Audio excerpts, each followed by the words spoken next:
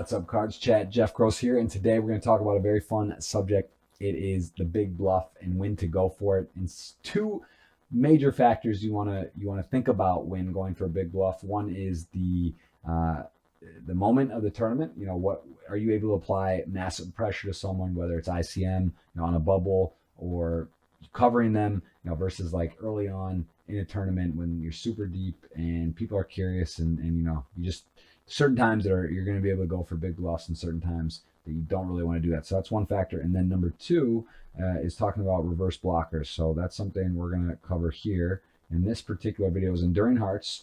It was a $75,000 vacation package. We got to heads up, and we, he's got about 17 blinds here, roughly, and we have slightly covered. And we decided to open the 3-6 off, which, again, you could argue to just be limping your full range sub 20 blinds, but I think exploitively we thought we could get some extra folds, and we went for a small raise and got re-raise, which we hate to see, other than it was like a click, which it's definitely not GTO by him, whatever his hand is, unless maybe his aces and he's making an exploit and just figures to go for it.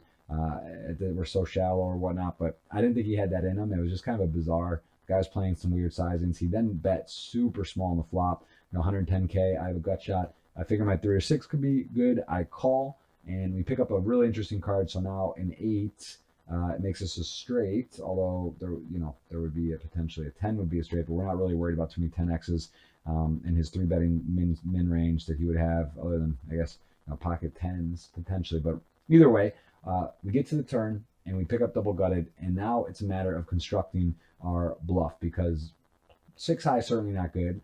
I think the most likely hands he has is ace king or ace queen in the spot that 3-bet pre, took the lead, kept the lead small in the flop.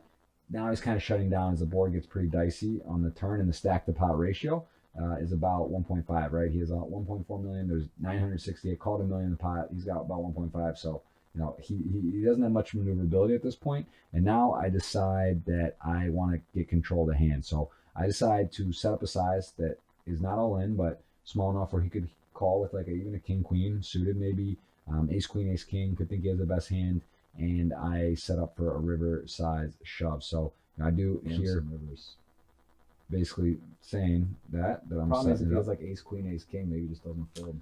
And another important factor I mentioned earlier is about the reverse blocker. So if I don't have a heart in my hand, right? So it's possible he could have hearts. I also don't have a queen or a 10 or a king. Could have a queen 10 suited.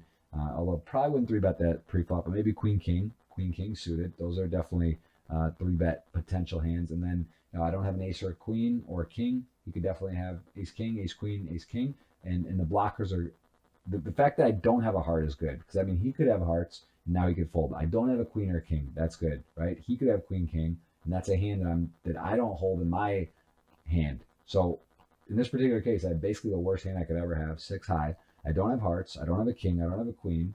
And these are all factors that make it very good for me to bluff and continue. So I don't think it's also a huge difference with 75K package to a second I don't think he has place much here. I think he has of, ace high. like a 15K package for the charity event. 230 entrants, big pressure, big moment. Everyone knows the first and second is monumental, and I unload the clip. And I just don't think he has a trap I have here. no heart. I can't think of a trap hand that he would just. And that was That's a sick hand, boys and that girls. was very sick. That Back separated for a us lead. to a Let's nice go. lead, about 3 to Dial 1 in here. Let's get to a actually hand. win this tournament on the very next hand, and that is He just had like I'm ace sorry, queen there, ace king. one hand after this. I think it was one hand following. So because I did a video on this, but I believe I got king 9 next, so big, and then that so was big. We're back up to where we were. What up, man?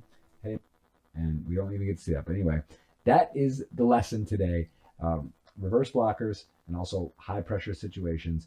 That is what we want to talk about. That's what we want to do. And I hope you guys really enjoy the video. I hope you're enjoying the content. You can ask me anything on Cards Chat. I do a forum there, and I'm excited. I'm excited about poker. I'm excited about 2021, and I appreciate you guys. And I hope you really, really got to learn something there. Please leave comments below and let me know what you thought about the bluffing section, and if you agree about high pressure situations, and also understand what I'm saying about the reverse blocker. So hope you enjoyed.